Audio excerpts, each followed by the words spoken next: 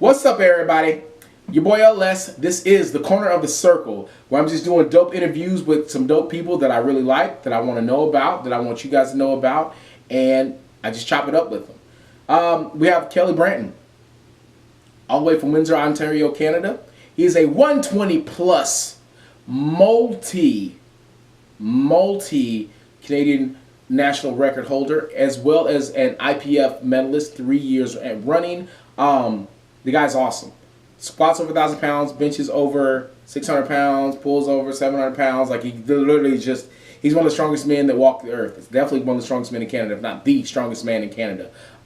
So this is pretty exciting for me to be able to interview this guy. So, I mean, there's nothing else that can be said about this guy other than he's just an absolute amazing fella. And he has a cool tub, and he eats cool food, and he always stays faded up. The beard always stays trimmed up. And more than anything, man, he's a super warm fella, and he's just nice to talk to and nice to be around. So, with no further ado, I give you Kelly BRANTON.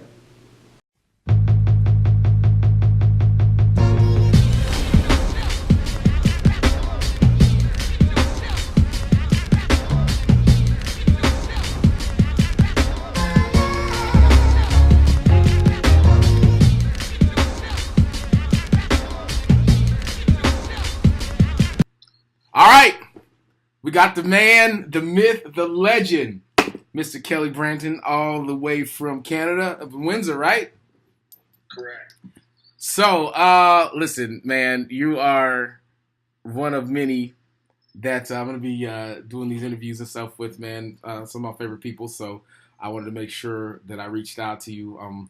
You were graciously kind enough to let me just ask you a bunch of questions, and people want to know about you other than just, this massive guy that just lifts a lot of weights and everything, you know what I mean? And so you're definitely one of my favorite lifters. I tend to gravitate toward the big dudes. You guys move a lot of weight. You guys are the nice ones.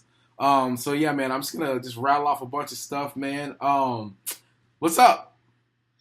Man, thanks for having me, man. It's a pleasure. Yeah, I don't know. You might not feel that way in a little bit, but it is what it is.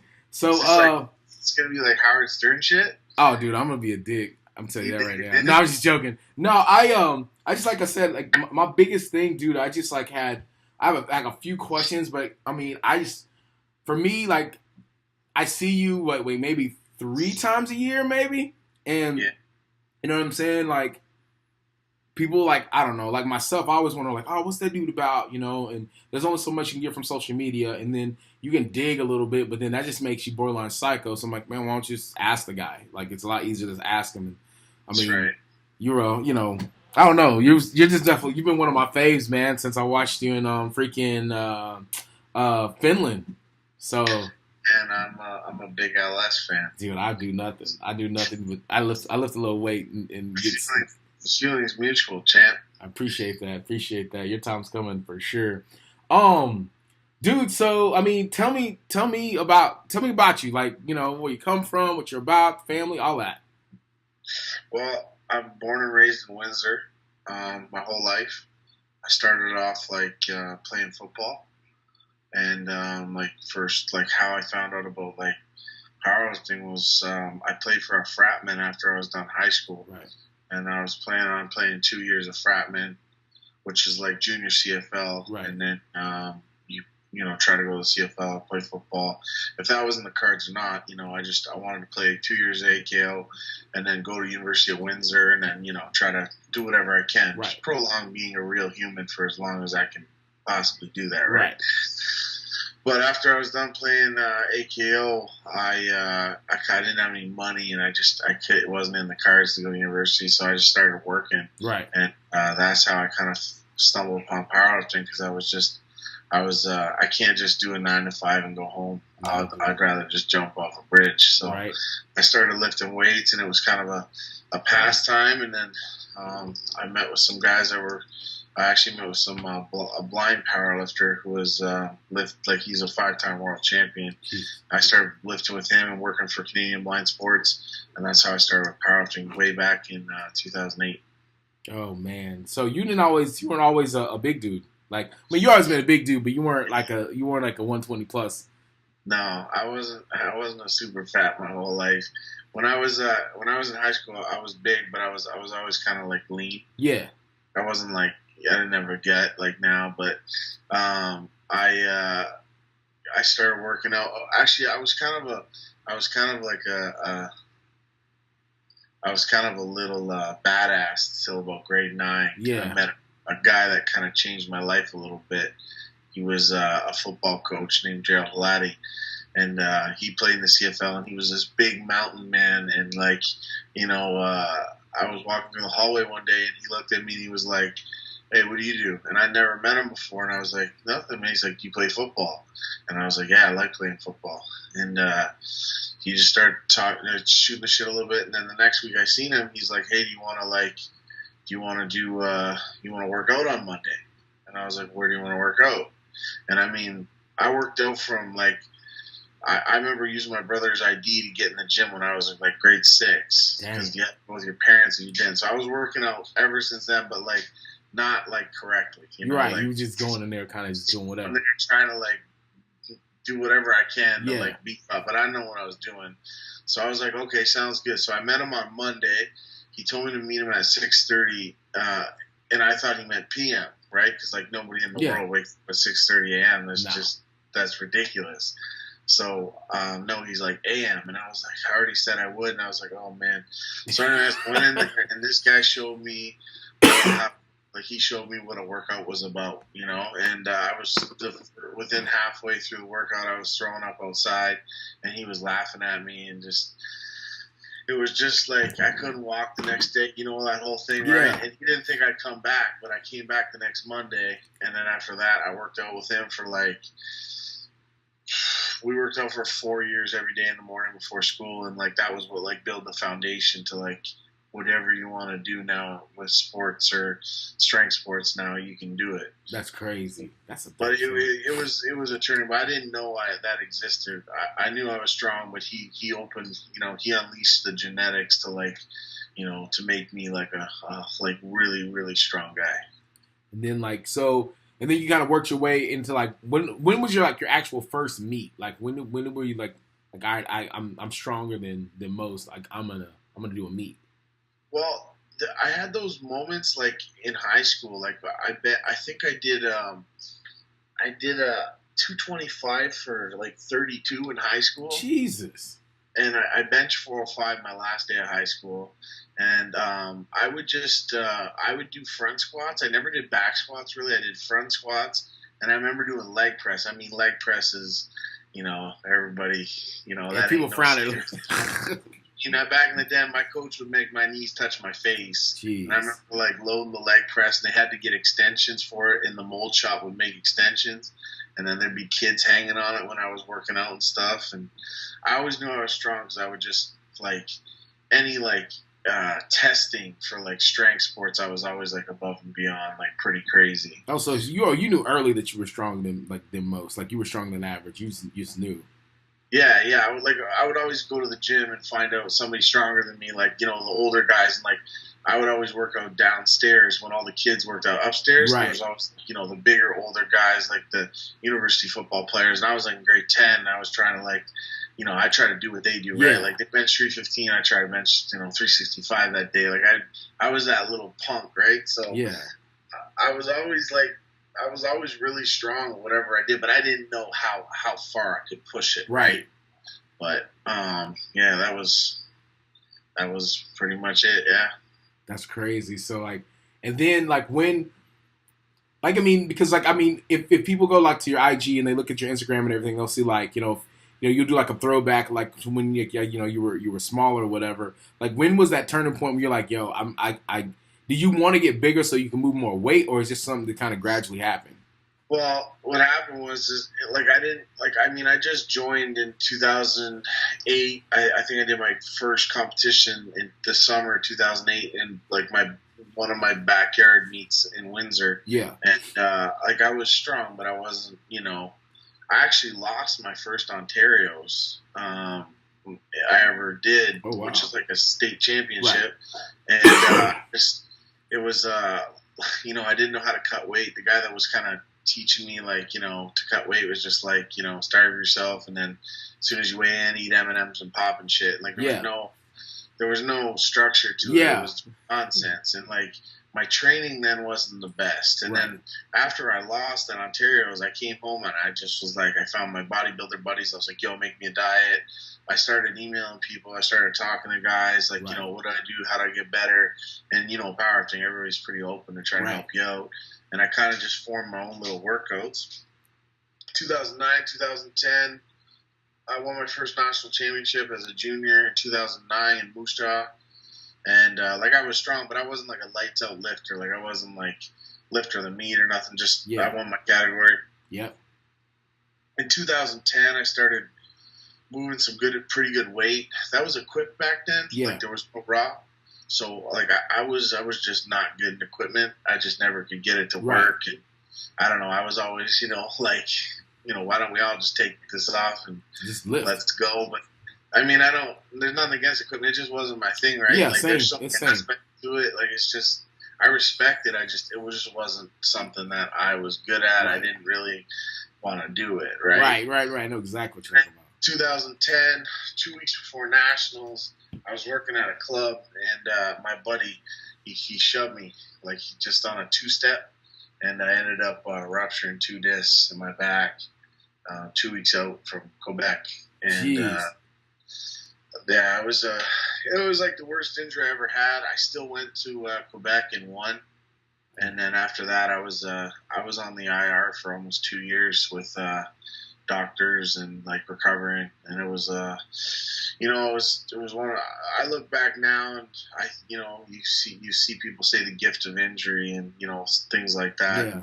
I think that injury was the best thing that ever happened to me because I cleaned my life up a lot. I stopped partying. I stopped doing stupid shit. Yeah. I just really found powerlifting as like my saving. Like, this is what I need to do to not screw around anymore. I just want to lift weights. I want to be the strongest guy I am. And I slowly got back from not lifting like a heavy weight for almost a year and a half, just doing like stretching and like backups and like just nonsense.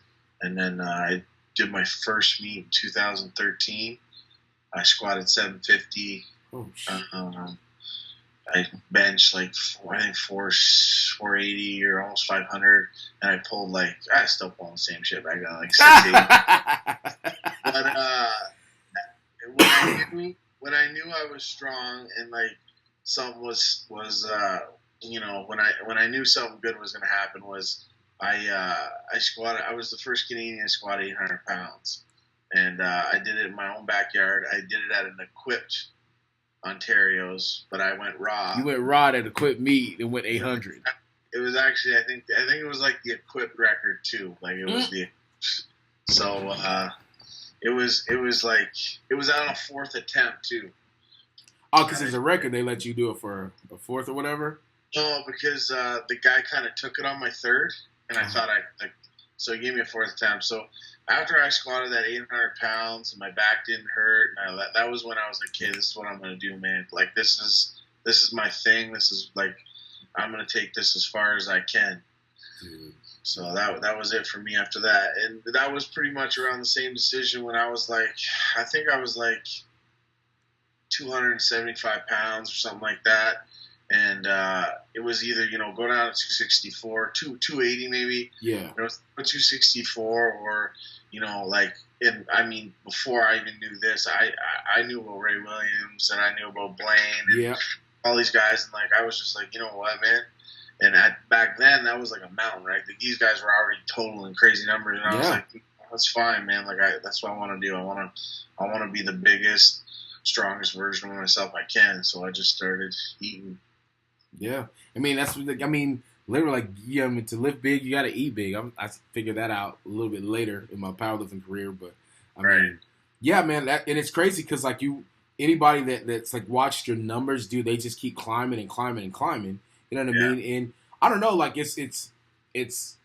think, I had heard of you prior to Finland, but I really, I didn't know a lot about you, you know what I mean? And so with me, I try to be a student of this, man. I mean, and of course, you know Ray, and you know Blaine. Everybody knows Ray and Blaine, and then I think people knew about Jezza, and because he was just kind of turning on the heat right around that time. But then like you know that that meet in I don't even know the name of the actual place, but that meet Finland. Yeah, in Salo, yeah, in Finland.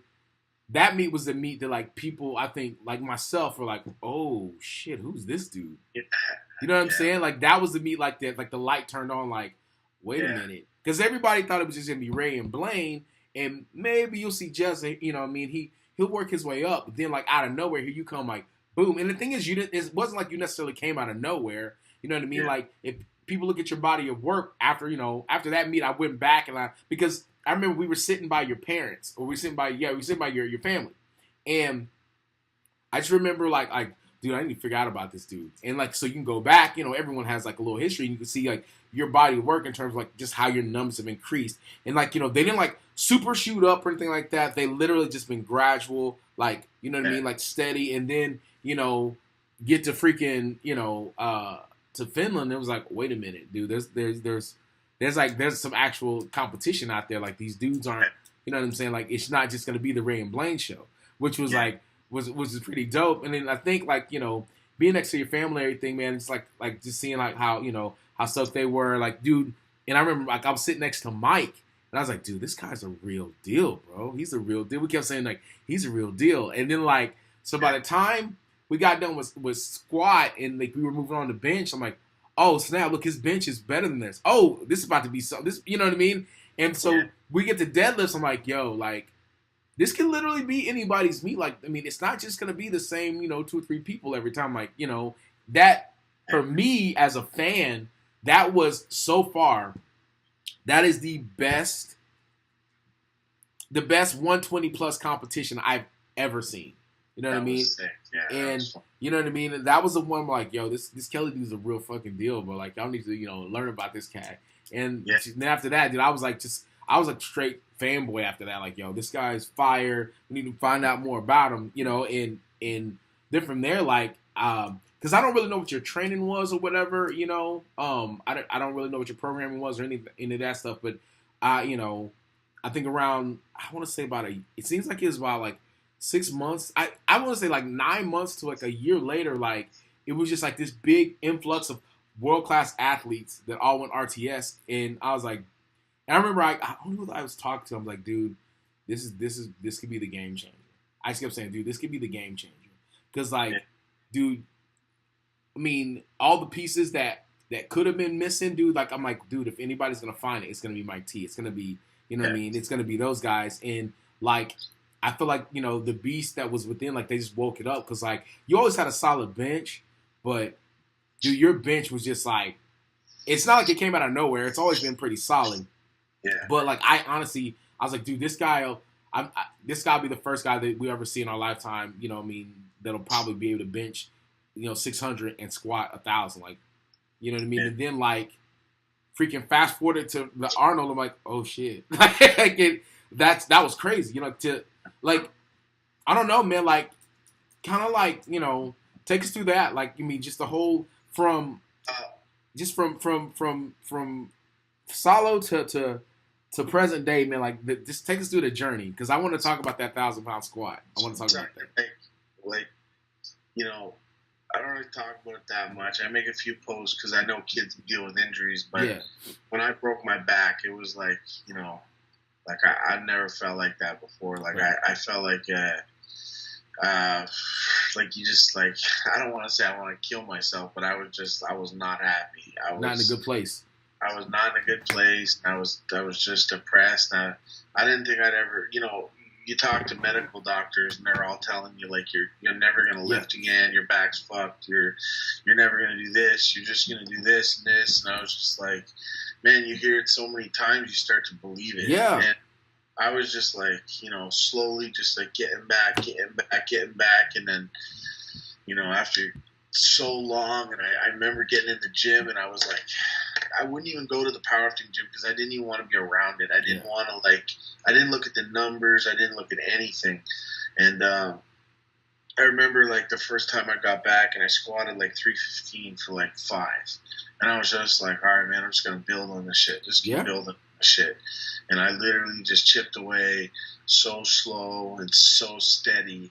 And like to the point where like I remember seeing Brad Gillingham win the first Raw Worlds and seeing a clip somewhere. And I didn't even want to see it, but like I was such a fan of Brad Gillingham. And I was just like, holy shit. And I swear to God, I didn't know about Classic. I didn't know it was coming out, but I always wanted it, right? Yeah. And I didn't hear about it till I seen a clip of Brad Gillingham. And I was like, oh my God, there's Classic Worlds now. And I seen Brad Gillingham win it. And I was just like, man, if I could ever get on this stage, like, you know. So fast forward all the bullshit, getting back ready. And I remember it was all surreal until I got done benches, and my coaches were like, I can't remember the exact wording, but I think I was like tied with Blaine, and I was down 10 kilos on Ray, or something crazy like that. And I was just like, what? And they were like, don't tell me, just load my shit and let's go. Let's go. I don't want to, let's go. Like you're tied with Blaine or like down 2 or whatever, and they're like, you're 10. I'm like, I'm what? And they told me, I was like, I just like, at that time, I was just like, I was like, almost like, I was just like, I can't, I was like so happy that I got back. And I was like, this is what I wanted to do. I want to compete, right?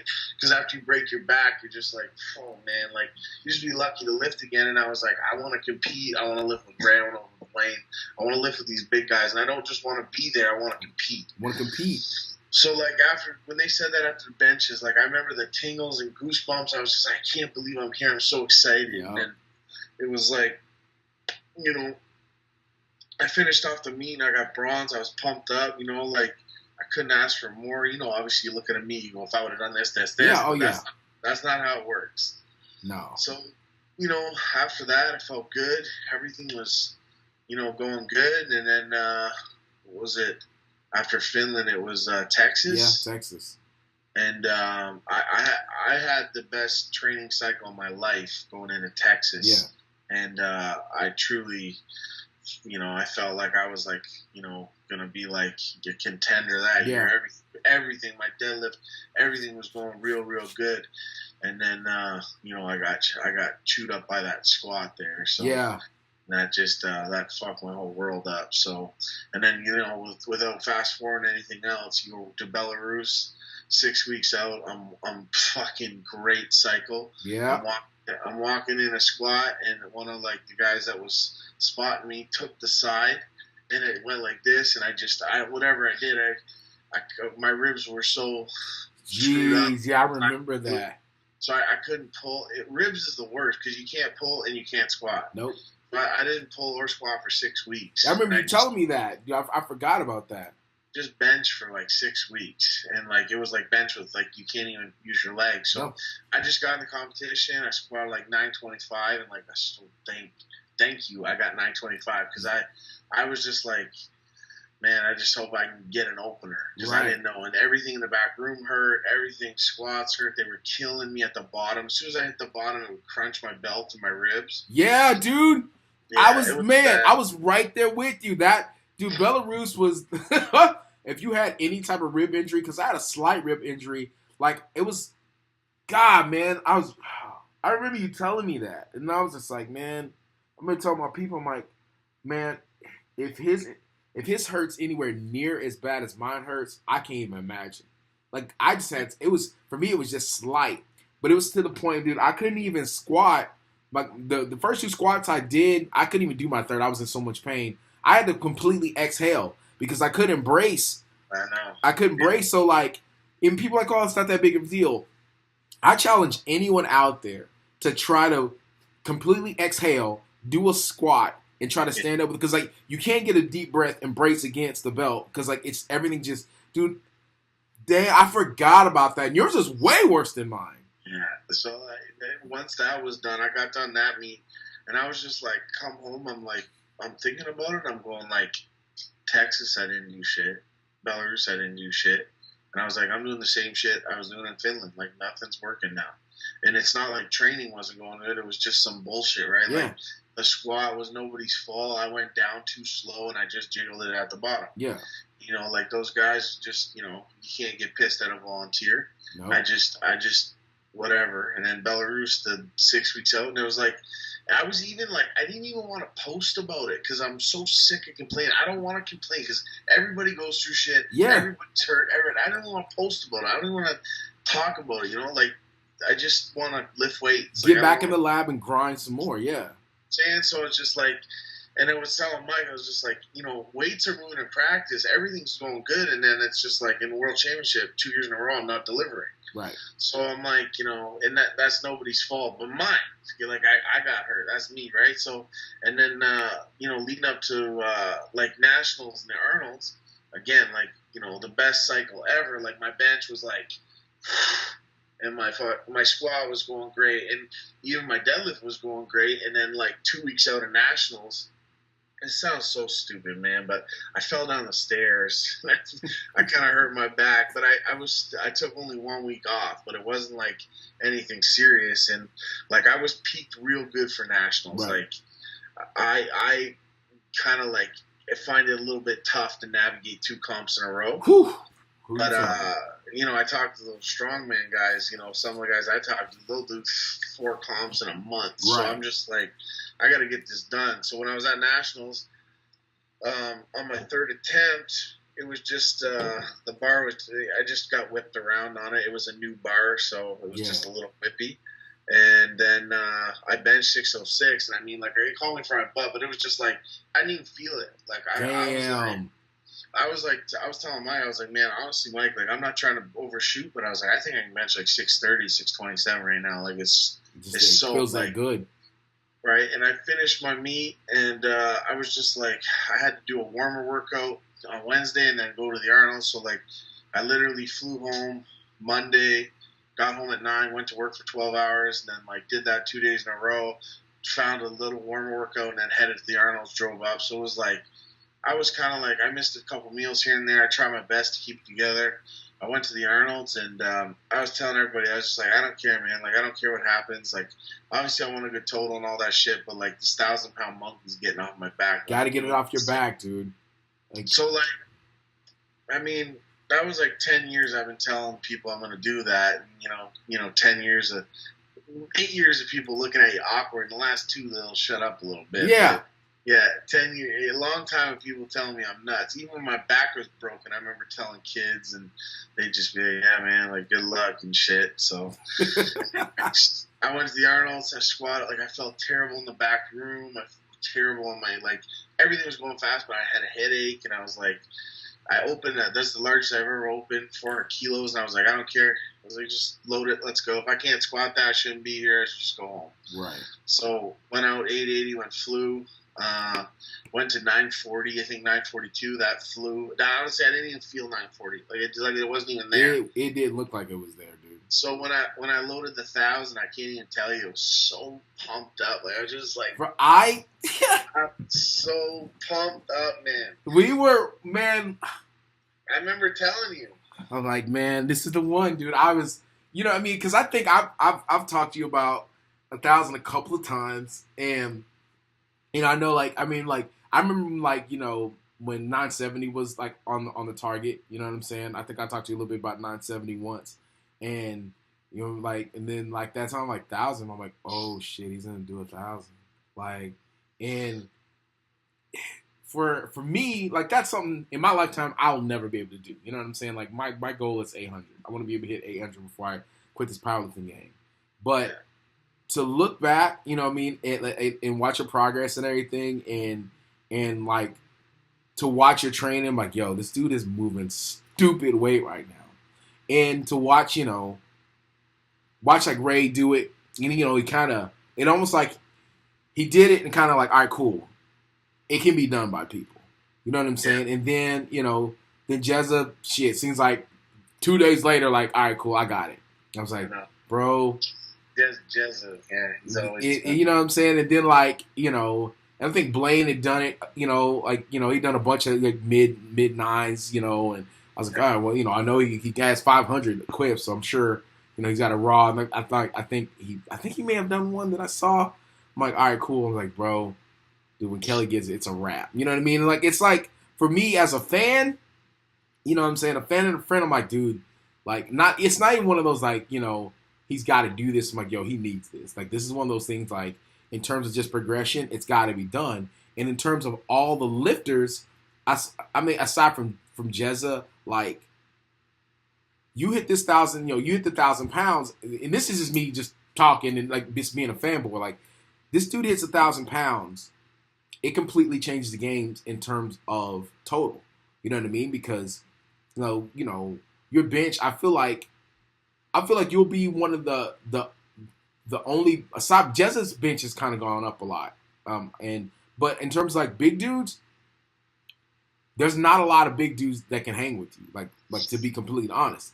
That being said, you know, there's a possibility, like, you know what, this changed the game in terms of total. You mean, like, we know Ray's gonna put up 1,000 and you know, damn near 1,100. All right, cool, that's fine. But don't forget, you know what I'm saying? Like, Kelly could easily at this point, the way your bench is going and the way training's going, and it's, you know, it's based off progression. Like, dude, you could easily damn near gap him by 80-something pounds, 90-something pounds. Like, and it could literally be like, oh, that can happen. That can actually happen. And then, of course, but I feel like it takes a bencher to really notice, like, you know what, he can really do some damage with the bench. And then, of course, I just feel like just because based off of carryover alone, you're gonna get some juice out of the, you know, from bench carrying over to deadlift. You know what I mean? It's just a matter of just, you know, dialing in. And once you find that deadlift that works for you, then it's a wrap. So, like, for me, watching that 1,000, man, I literally, man, I was in fucking corner.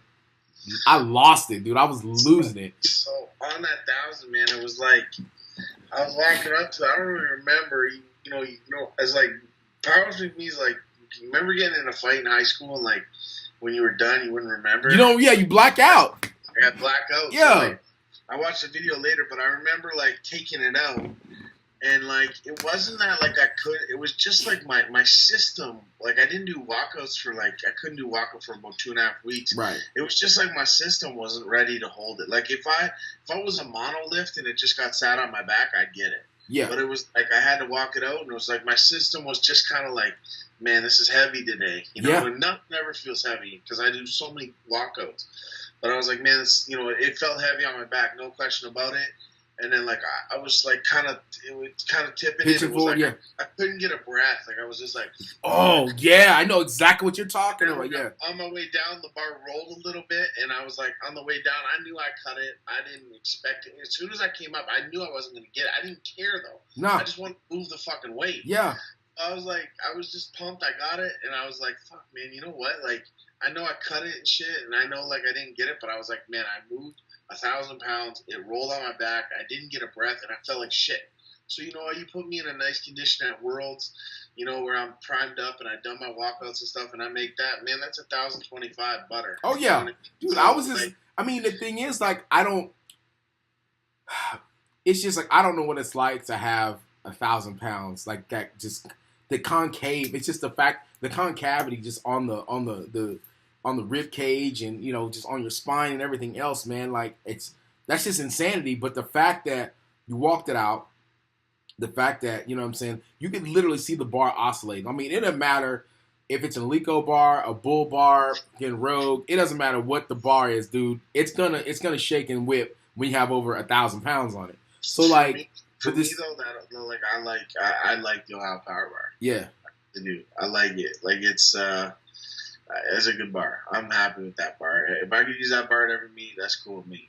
Dude, at this point, I just want the bar to stay on my back, so I don't even care, dude. Like, I just remember, like, seeing it, I'm like, and it wasn't like it didn't even look like heavy. You know what I'm saying? Like, you know, it looked heavy, but it didn't look like, oh, dude, like, he's gonna get stapled at the bottom. You know what I mean? It was like, all right, like, he stood up with it. You know what I'm saying? And you racked it. It wasn't like, all right, you guys help him get it on. You know what I mean? Like, so it sends a message like, hey, you know, I'm right there with everybody else. You know what I mean? Like, I'm a 1,000-pound squatter too. Like, it's just crazy to see, like we were talking about it me and the guys at the gym, we talk about everybody, but in terms of like the big guys, like like Ray has a really good squat. You know what I'm saying? Like he's a real good squat. You know, I mean, if he's upright, it's gonna come up. Seems like in terms of like your squat, I think because you know what I mean, like you weren't always a huge dude. You know what I'm saying? Like you kind of worked your way up. Like if anybody watches, like you literally have you have a light heavyweight. You have like a light heavyweight squat. So we have this saying in Canada that I kind of started. It's like I call myself a fake 120 plus. Like, no way I'm supposed to be fucking 380 pounds. Like I'm not fucking built for this shit. You know, like it's like Ray. You look at Ray, and Ray's like, that's a fucking, that's a mountain of a man from day one. You know, it's like I fucking ate myself up to this shit. Yeah. So I'm a fake 120 plus. Dude, and it's weird because like seeing the tech, I'm like, dude, he literally squats like a light heavy. You know what I mean? But like it works because then when you go over the bench, it's like, oh yeah, he's definitely a lighter dude that got bigger. You know what I mean? Because like you move the weight like a smaller built person. You know what I mean? It's just like you're just massive. They make fun of me. Ray makes fun of me actually. He's like, dude, you're a big dude in a little dude's body. He's like, if you had a belly, we'd squat just the same. Like, yeah, you're probably right. Like, but it's crazy to watch. Like, I don't know, man. It's fun to watch you lift, man, because like you put up good numbers, man. But you also put on a show, man. Like like a lot of I think the cool thing that I feel like you kind of brought to the big man game was like you brought swag. Number one, it's like big dudes aren't necessarily known for swag. You know what I'm saying? Like just I think the first time I ever saw Blaine actually like look like he was kind of swagged out was like after he got married, he moved up to I guess to Wyoming or whatever. I'm like, yo, this dude is too big. He had on no bulls. I'm like, what are you doing with no bull shoes on? Like, what you're not a CrossFitter. You know what I'm saying? But I mean, I'm like, oh, Blaine's kind of swagged out. Like I laughed so hard when I saw him with no bull shoes on. Of course, I had to give him guff for that. But that's actually one of my other things that I like to talk about. Like, so have you always just kind of been a stylish dude, or? Man, just like it's just one of those things, right? Like you see people, they say shine them on the platform, shine them off, right? Yeah, man. Like I'm like, dude, like, and again, like if people check your IG, they like, dude's got this fly ass tub. This dude's always got these. He's got these like these fly ass suits. You know what I'm saying? He's always got the hair's getting right. He's always getting lined up. Like it's hilarious, man. Like I mean, I don't know about you, but it's like for me, it's like if like when I'm at the gym, I'm in sweats and a t-shirt and shit. Yeah. But it's like like I don't get many times where like I'm never gonna go to a function and wear a suit, shit like that. But powerlifting to me is important, so like I like to present myself, like the best I can. Oh yeah. And, I got a guy that works at a suit company, so he sends me custom suits all the time, which is real cool. But like for me, like when I get my haircut done, like people like make fun of me because I would get my haircut so much, but now it's like trendy and cool, so it worked out for me. Oh, but yeah. When I get my shit faded, like everything, I feel so good about myself. Oh like, yeah. I don't know, I'm just like I feel so good, like everything's better. And when I have like my hair gets long and shit, it's like I go work out. I feel like I got film on me. Like I'm just disgusted with myself. Yeah, like you like to look good, feel good. You know what I'm saying? I like to be, I like to fucking be clean and like have my shit fucking, have my fade right. Yeah, man. Like people, I'm kind of the same way, man. Even if I got cut up like the day before the meet. Like, literally, that night before I go to bed, like, yo, let me make sure everything's lined up right. Let me make sure that, you know what I mean, like, everything's laid out. I know exactly what I'm going to wear. I know how the shoes are, you know what I mean? Like, I think it's a part of the process, man. I feel like as lifters, we're so used to we have a system. You know what I mean? We lift to a system. We damn near have to eat to a system. So, I mean, what we wear, what we wear, how we feel, I mean, I feel like it's just a part of that system that we kind of adapt ourselves to. Another thing I want to talk to you about, I've seen a lot of nationals. Like, dude, you guys actually throw a party at the end of nationals. Like, so this is the best part. This is my I don't care what anybody says about me. I hope I'm remembered for that. What happened is like I hate when you go to a banquet and then after the banquet everybody just kind of goes to bed and shit. Yeah. Where I'm from, like, I celebrate stuff. Yeah. Okay. I do something cool. I have 20 beers or whatever, and I have fun. Yeah. Okay. So I mean, the beer amount for everybody's a little different, but like, I would go to nationals and I just trained for 6 months, man. Like, I want to have some fun, and like everybody just kind of go to bed, and I'd be like, oh my god, this is horrible. So when I got back into powerlifting, me and Abby, the head coach from Team Canada and Nationals, I was like, listen, man, we're gonna start a social club, okay? And it's gonna be for everybody, juniors, like opens, masters, everybody get an invite, and like you don't have to go, but we're gonna run a party after and like sell tickets, and like we get buses to come pick everybody up, and we'll do like a bar away from the venue. The venue. Yeah. So it's kind of like, yeah, sure, like you go to a banquet and LS sits with his buddies and like this guy sits with his buddy, but at the after party everybody like is mingles. Like, right? So like you got like master guys talking to little junior guys and like, hey, this and that, and so many connections are made there. And to me, that's what mainly powerlifting is such a good sport for that, right? So all these kids are connecting, all these older guys are connecting, older ladies connecting. Everyone's like mingling as one. And just after shooting the shit, having a beer, hey man, good job. I see so many people come up and like they talk to everybody. It's just we've had it at and Calgary was the best. We had it at like a ranchman's club. It had a mechanical bull. We had like free pancakes for everybody at 12. Like there was like, it was crazy, man. Everyone's dressed up in like cowboy gear, but it's like the camaraderie of it, and like people message me and Abby all the time, like, man, that was so crazy. That was the best part about nationals, like blah blah blah. So I hope that like we can continue that, like even when I'm not there, that some kid will keep this shit going. Because like that's the stuff. Powerlifting's supposed to be fun, man. True story. You're too stiff in this shit, and like it's gotta be fun, man. You gotta go to a meet. I like that. Stress. You know how stressed everyone is before a meet, before your lift. Yeah. You need to release a little bit after. So, dude, that's a good idea. I actually talked to Mike. I had talked to Mike a little bit about something like not to that degree, but like just like a banquet or something after because our nationals, it's like 1,000-something people, and then everybody goes home. And I talked to Mike about that when we were in where were we? We were in Ireland, but it never came to pass, dude. I got wrapped up in my lifting or whatever, man. That's dude. I'm gonna have to reach out to you guys about that, dude. Figure out how to do. Me and Abby are for hire. Dude, I might have to do that, especially for Raw Nats, because it's gonna be in Spokane. So yeah, that's what's up. We might have to. We give away prizes too. So like, there's awards after. Like we'll have the best haircut. Like best haircut of the meet, freshest fade.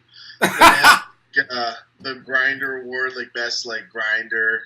That's hilarious. Best deadlift face, best like unnecessary bicep flex. Somebody walking around the venue just flexing on people. That's hilarious. Awards, we give away stuff, and man, it's a good time. It's a good thing. We're never gonna do that. All right, cool. All right, this is the thing I need to ask also, because like I know I was wondering about it, and then of course like I kind of picked your brain about it a little bit. The food, dude. Like, how much do you eat? Ray, it's varied. Ray says you eat, but I'm gonna tell you exactly what Ray said when I had him down for a. He's like, I mean, I can eat, but Kelly, man, he can eat. Like, and the thing is, he's like, we went and ate, and he goes, it's not like. What did he say? He's like, it's not like we're eating right now, because I think I took him to a burger joint. We were like eating burgers and just like junk food, like okay food. He's like, dude, Kelly, you don't just eat, you eat. And I'm like, oh yeah. He's like, dude, it was like 4-course meal every time we ate. He's like, dude, I thought I could eat, but that dude could eat. I'm like, man. They came down, he got the royal treatment, so it was a little different.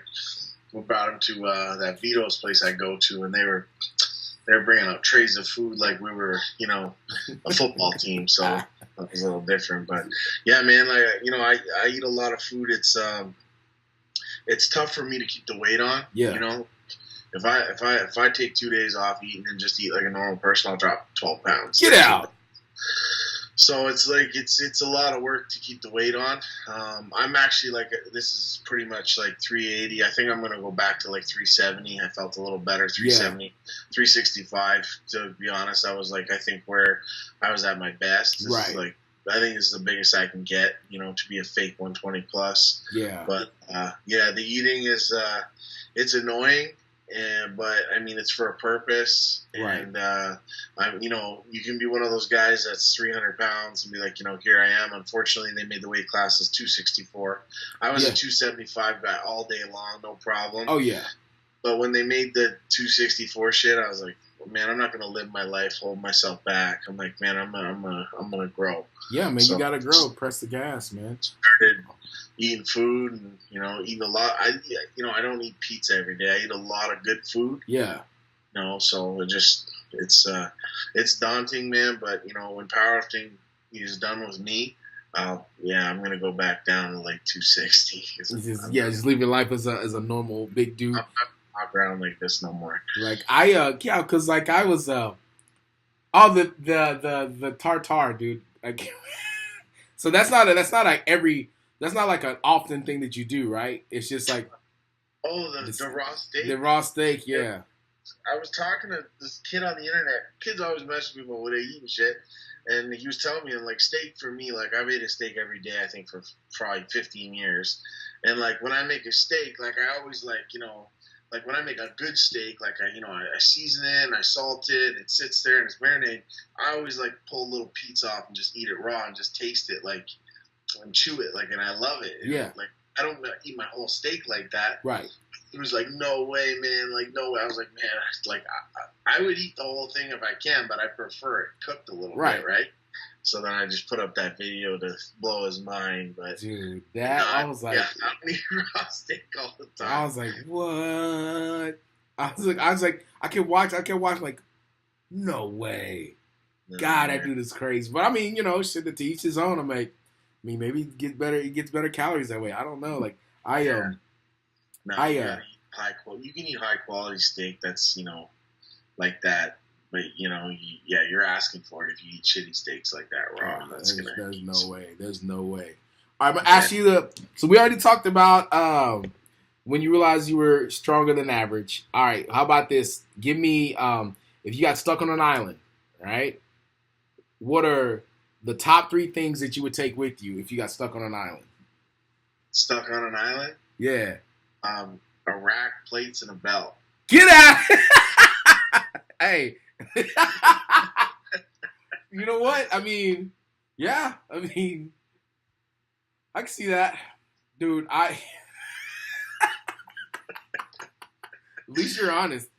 Like, I honestly think I was like, I honestly think I'll probably die lifting, dude. Like, I don't think I could ever stop. Like, even when I'm done competing, like, competitively, like, and which is crazy because, you know, there's like 80-year-olds and 75-year-olds that are still doing it. You know what I mean? Which is, I mean, if I still have love for it, I'll probably keep going. But even Jen is like one in her like early 40s, mid 40s. She goes, yeah, I think I have around, you know, at least 10 good years left in me. I'm like, oh, damn. Ted Thompson? Yeah. She's a fucking mutant, man. Dude, I was like, all right, cool. I don't. You know what I'm saying? Like, but then, I mean, I go against David Ricks. David Ricks is like, he's about to be 60. You know what I'm saying? Like, Anthony Harris, he's like, 52, 53? You know what I mean? When I grew up, I want to be like Anthony Harris. Bro, he literally is one of my absolute favorite people. And talk about a guy who's got swag on the platform, too. Golly. Hey. He never looks out of place. Everything always looks on. Like, shit, always on point. I used to try to, when I first met him, I had a one prong belt, and I tried to like wrap it around to the back like that. I could never master that. I could never get it. I was like, dude, I'm just gonna.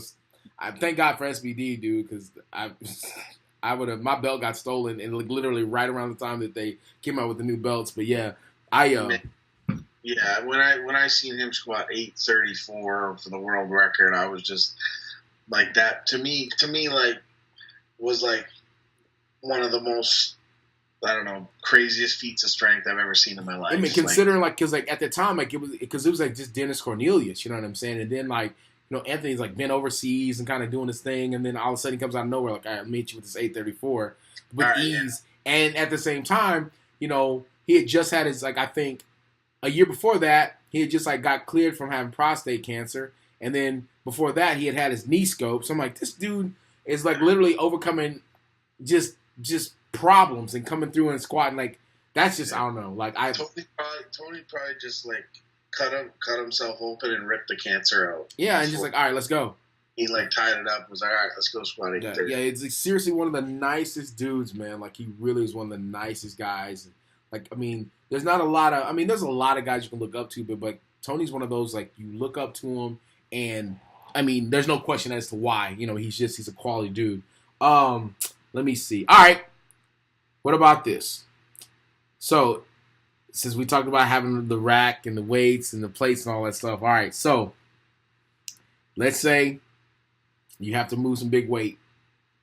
Give me some songs give me the songs that you go to when you know it's time to get it in. All right. So, it's kind of weird because I'm not even a fan of this guy. It's just, it was the song that played in my head when I went out for my third squat at Worlds in Finland, and it's carried with me for till now. It plays every attempt when I'm going out for squats. Anyway, it's Limp Bizkit Break Stuff. Really? And if you put right to the 157 mark, it comes into that second verse, and it just that's I don't the know one. what it does. It just puts me fucking cuckoo.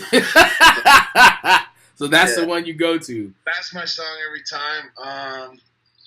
And pretty much everything after that is just rap, anything. I listen to so much different stuff. Yeah. I like Kid Rock. I'm a big Kid Rock fan. Because because Windsor's right across from Detroit, right? Yeah, Show Out. I like that song when I'm coming out. Yeah. That's good. American Badass. I like Bodies. Blaine showed me Down with the Sickness. Oh yeah, it's that song. So I was jamming that in the back room. I like when other lifters tell me their song that pumps them up, and then I'll play their shit, and I get pumped up because they like it too. Oh yeah, so you just kind of feed off of whatever. Right. That's crazy. Oh God, dude, I have so many questions. I'm trying to not pick your brain too much because I'm definitely gonna bring you back. Celebrity crush. Who's your crush right now? You know what I'm saying? Crush, celebrity crush. Anybody? We can go. Regular crush, celebrity crush. That's one thing I know, dude. The freaking ladies love you, guy. Oh man! He just laughed it off. Yeah, it is what it is. It's the life that I live. I think I get a lot more big gay men messaging me than girls messaging me. You got a beard too. I bet you get it. Oh yeah, dude. Yeah, the cheerleading thing's always oh, so do you have a boyfriend? Nah, I don't. Thank you, but no thank you. Or you send me some shirts. Can you send me some shirts that you worked out in and stuff like that? No, I'm good, thank you. Yeah. Appreciate it. I don't know, man. Celebrity crush. Celebrity crush. Probably because I respect her so much, and when I see her, I just, she's just such a good person. I'd say Kim Wolford. For sure. It's not as much a crush. It's just when you see her, just so much respect for her and what she's done, and I just, I respect the hell out of Kim Wolford and everything she's done for the sport, and man. Just she's cool shit, man. She really is, dude. She was the when I won, when you win yours, I'll be able to say what she said to me, dude. When I won my championship, dude, she was like, "Welcome to the club." I'm like, "Oh, of course I freaking go." I literally, it's we're downstairs in Belarus. She told me that, dude. I had to go off in the corner. I'm super emotional anyway. I'm all crying like a baby in the corner. She literally is one of. She's the greatest. Actually, she's one of the greatest lifters of all time, but she is the greatest female lifter of all time. You know what? The other thing you can say about Kim is, and I've heard this statement before, is Kim's a better person than she is a powerlifter. This is very, very true. she's just a fucking good chick, man. She really is super respectful and respectable, dude. And just I don't know, man. Like I feel like she's one of the biggest faces of powerlifting that that people don't even realize. Like if you put her body of work up next to anyone, like the only person that really rivals her body of work is like Ed Cohen, to be 100 with you. You know what I agree with you. And so like man, she's a special human being, man. Like that's spot on because that's one of mine, dude. She's definitely one of mine. Trying to think. That's like there's so many. Dude, I have like a billion questions, man. I'm trying to like not like take up all your time. So like this meet coming up, man. This one in Calgary, man. Like so we're going back to the same venue that you guys had nationals, right? It's the same venue. Honestly, LS, with the most serious face ever. This is it for me. Like this is my meet. Yeah. This is where I put all the bullshit behind. No more Texas bullshit. No more Belarus bullshit. I'm going 100%, and I'm pushing these lifts. And like at the end of the day, like everybody says, obviously everybody puts their boots on in the morning and says they want to win. If you don't, you shouldn't be in this sport. You know what I mean? Like that's what I want to do. I got mountains in front of me, but in no way, shape, or form am I going to lay down. Dude. And I'm going to put, and I got some new stuff coming with my bench and my deadlift, and I'm telling you, I'm going to put it together, and I'm pushing people. Dude, that's I fucking got chills. I got chills right now. Like, I'm not even joking. Like, at the end of the day, that's what it's about, bro. Like, if you're not a competitor in this sport, why are you even in it? You know what I mean? And, I mean, I feel like at this point, and it's crazy, man, because I love Ray. You know what I mean? And I love Jessa. I mean, those dudes, like, they literally, anything I ever ask them, they're there. You know what I'm saying? But I feel like for the sport, people have to be pushed. You know what I'm saying? And I feel like at the end of the day, if you can put together your best meet, you know what I mean? Anybody can be beaten. You know what I mean? And, at the end of the day, for me as a lifter, I feel like if I put up, my best meet, I don't feel like I can be beaten. You know what I mean? And I feel like any lifter at this level, at our level, it's anybody's meet. Like if you're a top 3 lifter, if you put together your best meet, anyone can be beaten. You know what I'm saying? And it makes it harder for you to be beaten when you put up crazy numbers. Now you're at the point now where, the numbers that you put up, if you put up a crazy meet, it's going to be hard to beat you. Like, you know what I mean? And I think more so now, I think you realize that just as much as the people on the outside realize that. You know what I mean? And I think, between all of you big guys, there's such this unspoken, like, I don't even know how to explain. It's like this unspoken just realm of respect amongst you guys because what you guys do, not even the 1% of the 1% can do. You know what I mean? Like, there's guys that can bench 600 plus pounds. Yeah. There's a few guys that can squat 1,000 pounds. But then when you strip it down to its bare bones, there's maybe 4 or 5 guys that exist on this earth as we know it that can squat 1,000 plus pounds raw, drug free, and walk away and tell about it. You know what I mean? Like when you put it, like when you strip it down to its basics, like man, dude, these guys are doing stuff that, that most people can't even do equipped. Most guys your size can't even do it equipped, let alone do it raw with just some knee sleeves. That at the end of the day, they actually don't do anything but just keep your knees warm. You know what I mean? Because once you get past 80%, they do nothing for you. It's a mental thing. That's insane. You know what I mean? And then, couple that with a 600 pound plus bench. There's no one else. There's no one else that can do that. Like, you're literally the only dude that I know right now that exists on this earth, you know what I'm saying, in that 120 plus category that can bench over 6 and squat over 1,000. Like, that's crazy. It's all the good things on my squat and my bench, but literally what's gonna would be the definition of me is what I'm not good at, and I know what I need to work on, and I have a very good plan for it. So, I mean, I'm going to live and die by my third deadlift at Worlds. All right. So, you know, my squats, everything goes great. My bench programming is just off the chart.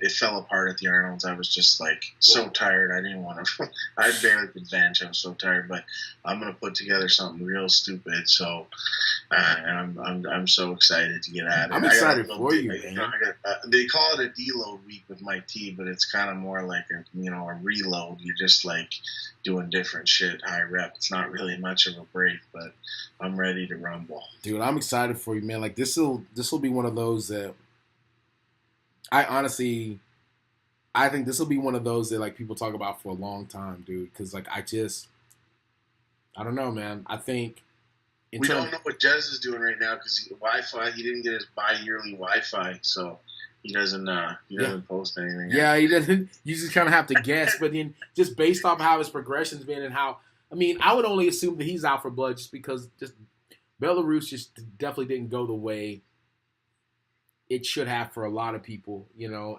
But you know, I mean, he did what he could with what he had. You did what you could with what you had. Ray did the exact same thing. Belarus was, for the big guys, it wasn't the best meet for you guys. You know what I mean?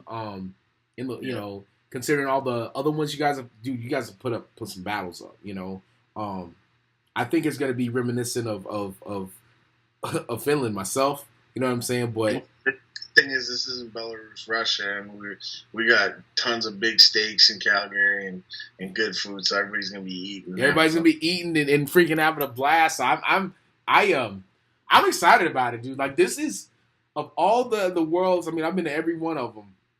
All the ones, man. This is the one that I'm excited for. This is the one that, you know, it's just, I don't know, man. I feel like for a lot of people, this is gonna be that one that like people talk about for a long time, dude. So I'm excited to see what you do, to be honest with you, man. I mean, for me, like, you know, I just think like everyone has their time, you know, and I feel like what you're doing and what you've been able to put together, like, you know, this could be your time. You know what I mean? And I feel like you're starting to feel that. You're starting to see it, you know, and I don't know, like being able to that 1,000-pound squat, in front of everybody at the Arnold's, I feel like, I don't know, that could be the make or breaker. Like, all right, I moved it. It's off my back now. Like, now I know. Honestly, like, it's like, I got to put it in the books that don't count. But, I mean, I'm just like, how shitty I felt and didn't grab air and the bar rolled. Everything went wrong.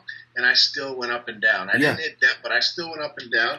And I was like, man, fuck, if I can do that, like, man, I feel good. That's what's up, dude. I'm excited, man. Well, I'll get out of your ear, dude. I mean, honestly, I just wanted to talk, man, and just, you know, chat with you a little bit, dude. I know you probably have some stuff going on. Social media, man, how can people find you? You can find me on Instagram, The Great White North Juggernaut, and then on Facebook, it's just Kelly Michael Brand. That's what's up. You got anything coming up? No, I just literally, I honestly turned down a bunch of stuff before Worlds. Usually, you know, you do a couple seminars and stuff. I turned down everything. I just laser focus. I don't want to go away on weekends and stuff. I just want to focus for the next 14 weeks and shit. So I got a couple seminars coming up after Worlds. Like nothing's. I only got one in ink right now, but for the next 14 weeks, it's just Calgary, Alberta. That's it. That's what's up. So stay at home, eat my vitamins and my veggies, and get ready for the showdown. Dude, I'm excited, man. Well, shoot, man, I'll let you make it, man. I honestly appreciate it more than you'll ever know, man. This means a lot to me, dude. And like, you know, I'm a big fan. Hey, I'm a big fan, man. This really does mean a lot. So, I mean, I'll let you have your night or whatever, man. I'm gonna go get on this bike, do some cardio, and but yeah, I'll be in touch, bro. I appreciate you. Anytime, LS, man. Give me a shout, bro. All right, man. Be good. Have a good one.